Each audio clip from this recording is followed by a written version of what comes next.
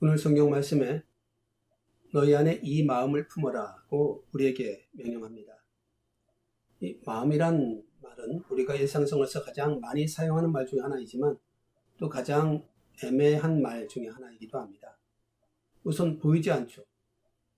그리고 내 마음은 나도 모른다 라고 말하는데 그런 마음이 또 아침 저녁으로 바뀌기까지 합니다. 그래서 마음은 여러 가지들의 어떤 종합체일까 이런 생각을 해봐요. 그 부분들을 조금 나눠서 말하면 이해가 가기도 하죠. 이를테면 어떤 사람의 감정을 마음이라고 할 수 있습니다.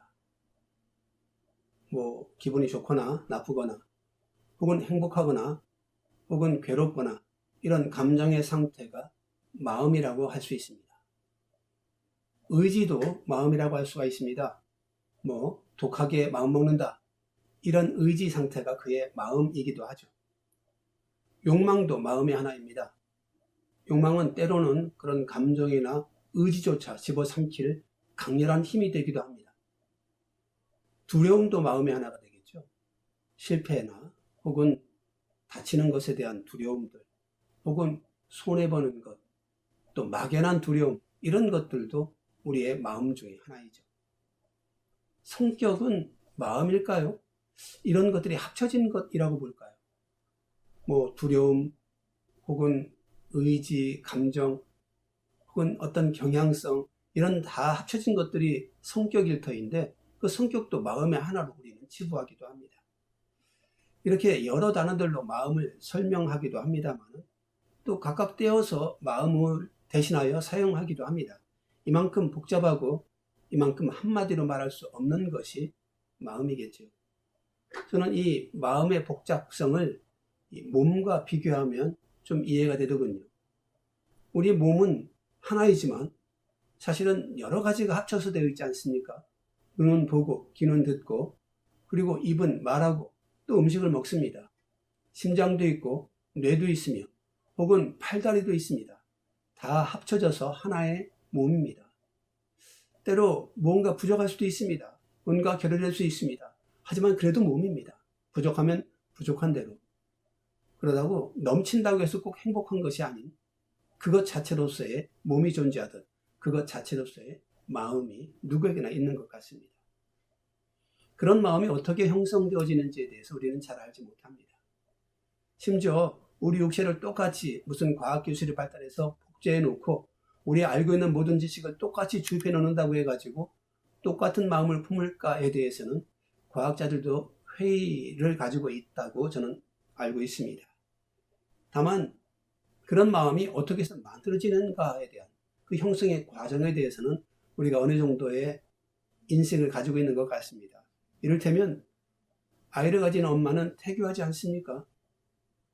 그 태교는 아이의 인격, 아이의 혹은 지성, 이 모든 것들이 그리고 우리가 이야기하는 그 마음들이 형성되어질 수 있다.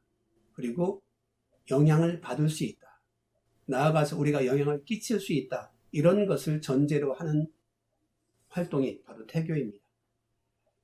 그렇게 아이는 어려서 부모를 닮아가기도 하고 환경에 영향을 받기도 하고 특별히 교육의 영향으로 어떤 인격체를 그리고 그 마음들을 형성해 갑니다. 특별히 친구의 영향을 많이 받고 요즘 같으면 미디어로 인하여서 주변 환경과 시대의 영향도 많이 받겠죠. 어릴 때만 영향을 받느냐? 그건 아닙니다. 커서도 사실 큰 영향을 받습니다. 어릴 때만큼은 아니겠지만 의지도 그리고 자기의 판단도 다 겹쳐져서 성인이 되어서도 이러한 마음은 형성되어져 가고 혹은 바뀌어져 가는 것 같습니다. 근묵자흑, 근주자적, 이 옛말은 어른이 되어서도 사람은 바뀌어가는 존재임을 말하기도 합니다. 다만 사람이 어른 되어지면 자기가 어떤 존재인지에 대해서 쉽게 파악하지 못하는 이 복잡성 그리고 사람들의 쉽게 단념하는 모습들 이런 것이 우리 마음에 대한 우리의 자세인 것 같습니다. 자기 마음의 상태를 알기란 쉬운 게 아닙니다. 사기꾼은 자기의 삶에 치열함을 자랑할 수 있고 강도는 또 한 번의 삶의 치열한 경쟁에서 살아남았다 할 것이고, 혹은 독재자는 자기의 이름을 기념하기 위하여 동상을 세울 겁니다. 자기 자신을 잘 아는 걸까요?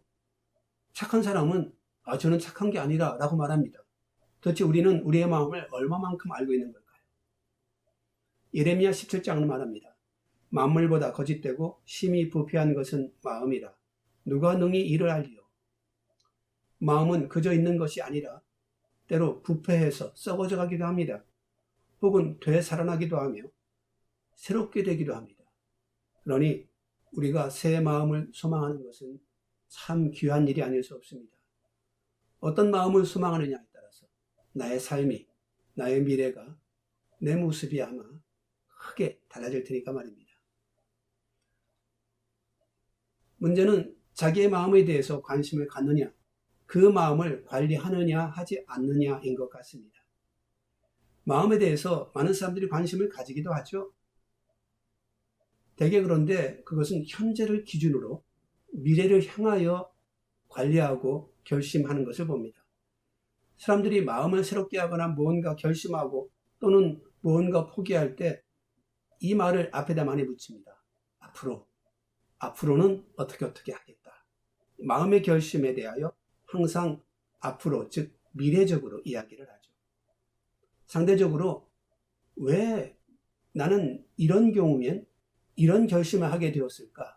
라는 부분에 대해서는 많이 생각하지 않는 것 같습니다.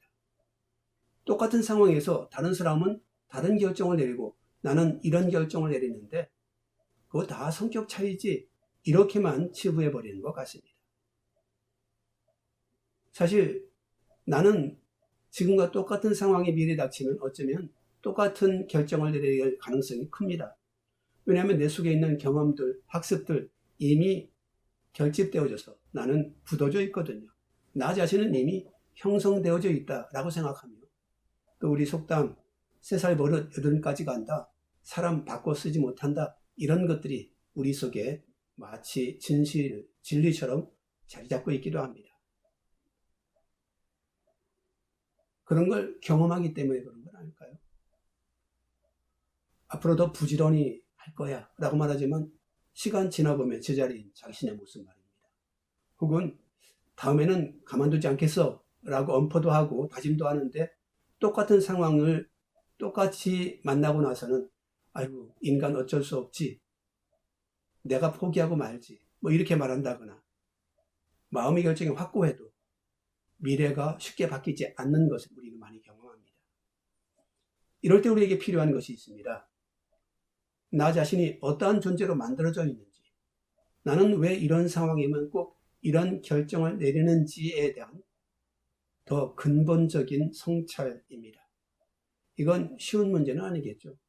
요즘 표현으로는 자기의 객관화, 그리고 옛날 그 말로는 너 자신을 알라, 뭐 이런 표현이 되겠네요. 그러니까 사람이 마음을 관리하는 것에는 앞으로 이렇게 할 거다라는 미래 방향으로의 관리와 지금 나 자신이 어떻게 되어진 거지를 살피는 과거에 대한 그리고 나 자신의 현재 모습에 대한 관리, 이렇게 둘로 나눌 수 있을 것 같습니다. 제가 편의상 이것을 앞으로 어떻게 하는 것에 대한 결심을 작동관리라고 이야기하고, 그리고 내 자신이 되어진 것, 나 자신의 형성 자체에 대해서 의문을 가져서 거기를 접근해 들어가는 것을 형성관리라고 이름을 붙여보겠습니다. 작동관리는 지금 상황에서 최선을 찾는 겁니다. 또는 그것이 최선이 아니라 할지라도 옳은 것을 찾는 것, 그래서 결심하고 그것을 밀어붙이는 것, 그게 작동관리죠. 실패할 겁니다. 또 제자리에 오겠지만 나의 부족함을 인정하고 또 해볼 거야 라고 의지를 가지고 대드는 거죠. 이것을 작동관리라고 한다면, 형성관리는 그런 결정을 내리는 나 자신을 한번 뒤집어 보는 겁니다. 왜 나는 이런 상황에서 항상 이런 결정만 할까? 라는 것을 한번 의문을 가지고 바라보는 거죠. 저는 이 형성관리가 더 중요한 것이라고 생각합니다. 시간도 많이 걸리고 효과도 눈에 띄지 않을 수가 있습니다. 무엇보다 그런 필요를 느끼기가 힘들죠. 나는 나일 뿐인데 뭘 나를 바꿔 라는 생각을 가질 수도 있습니다. 그리고 실제로 그렇게 바꾸려고 한다 해도 그 모델이, 그 방법들이 너무 막연하기만 하겠죠. 이건 마음에 대한 무슨 고찰, 무슨 심리학적인 생각 이런 게 아니라 사실은 우리 신앙생활에 대한 관찰에서 오랫동안 목회자로 살아오면서 나온 생각이기도 합니다. 우리 모두는 그리스도인입니다. 예수의 말씀을 귀히 여깁니다. 그리고 그 말씀대로 살려고 노력하죠. 이를테면 신앙적인 면에서 우리는 작동관리를 하는 겁니다. 주님이 말씀하셨습니다. 내 원수를 사랑하라. 그리고 99번이라도 용서하라. 그렇게 하려고 합니다. 물론 잘 안 되는 걸 압니다. 하지만 성경에 써 있으니 내가 참고 내가 용서하려고 또 노력합니다. 그래서 나 자신과 내가 해야 할 것 사이에 간격이 존재하는 것을 가슴 아파합니다. 물론 꾸준히 노력하며 더 꾸준히 실천한다면 더 나아질 겁니다. 이건 포기할 수 있는 것은 아니죠. 다만 우리가 잊어버리면 안 되는 것 하나가 있습니다.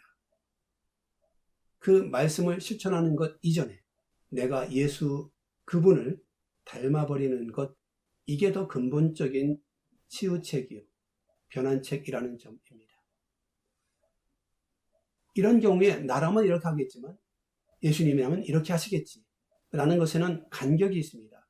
사실 이 예수라면 어떻게 할까? 참 이 멋진 말, 예전부터 우리에게 익숙한 말입니다만 여기에는 이 질문과 대답이 가져올 수 있는 묘한 이른바 걸림돌 하나가 있습니다. 나는 이렇게 할 터인데 예수라면 이렇게 하시겠지 라는 답이 두 개가 나온 것 속에서 우리가 타협점을 찾아가거나 혹은 포기할 수도 있다는 점이죠. 답이 두 개가 나오면 그 가운데 우리는 방황하게 됩니다. 그 가운데 갈등할 수도 있습니다. 이게 많은 그리스도인들의 현재 모습이라고 저는 생각합니다. 그래서 오늘 빌립보서는 우리에게 너의 마음 자체가 이 마음이어야 한다 라고 우리에게 제안하는 겁니다. 너희 안에 이 마음을 품으라. 내 자신의 인격, 내 자신의 성격, 내 형상 자체가 예수와 닮아버린다면 예수님은 어떻게 할 텐데 나는 이렇다라는 간격이 생길 이유가 없는 겁니다. 성경은 말합니다. 너희는 이 세대를 본받지 말고 오직 마음을 새롭게 함으로 변화를 받아 하나님의 선하시고 기뻐하시고 온전하신 뜻이 무엇인지 분별하도록 하라. 우리에게 지금 필요한 것은 나는 이렇지만 예수의 말씀을 따라야 된다가 아니라 내 자신이 예수를 닮는 것입니다. 예수의 마음을 품는 것입니다. 사실 이 새로워짐에 대한 욕심이 우리에게 있어야만 합니다. 왜냐하면 이것이야말로 우리가 그리스도인 된 이유, 이것이야말로 하나님께서 우리를 선택하여서 하나님의 자녀되게 한 이유 중에 근본되는 것 중에 하나이기 때문입니다. 성경은 우리가 새로워질 것을 항상 기대하고 있습니다. 만물만 새로워지는 것이 아니라 내 자신부터 말입니다. 심령이 새로워져야 합니다. 에베소서는 말합니다. 오직 너희의 심령이 새롭게 되어 하나님을 따라 의와 진리의 거룩함으로 지으심을 받은 새 사람을 입으라. 죄인이었던 우리가 새로워져야 합니다. 시편 51편은 말합니다. 하나님이여 내 속에 정한 마음을 창조하시고 내 안에 정직한 영을 새롭게 하소서. 나라가 새로워져야 합니다. 사무엘상 11장은 말합니다. 사무엘이 백성에게 이르되 오라 우리가 길갈로 가서 나라를 새롭게 하자. 시대가 새로워져야 합니다. 예레미야는 말합니다. 여호와여 우리를 주께로 돌이키셔서 우리의 날들을 새롭게 하사 옛적 같게 하옵소서. 또한 만물이 새로워져야 할 것입니다. 계시록 21장입니다. 보좌에 앉으신 이가 가라사대 보라 내가 만물을 새롭게 하노라. 너희 안에 이 마음을 품으라 라는 명령은 바로 새롭게 하시려는 주님의 부탁, 주님의 명령입니다. 이 마음을 품기를 원하는 자가 되어져야 합니다. 이것을 소망하는 사람이 되어져야 합니다. 물론 예수의 말씀대로 살아가는 사람도 참 귀합니다. 하지만 더 귀한 사람이 있다면 예수를 닮아버리는 사람입니다. 그는 예수의 말씀대로 살아가는 사람을 넘어서서 그가 하는 행동은 예수님이 하셨더라도 똑같이 결정할 그 아름다운 행동들, 아름다운 판단들이 될 테니까 말입니다.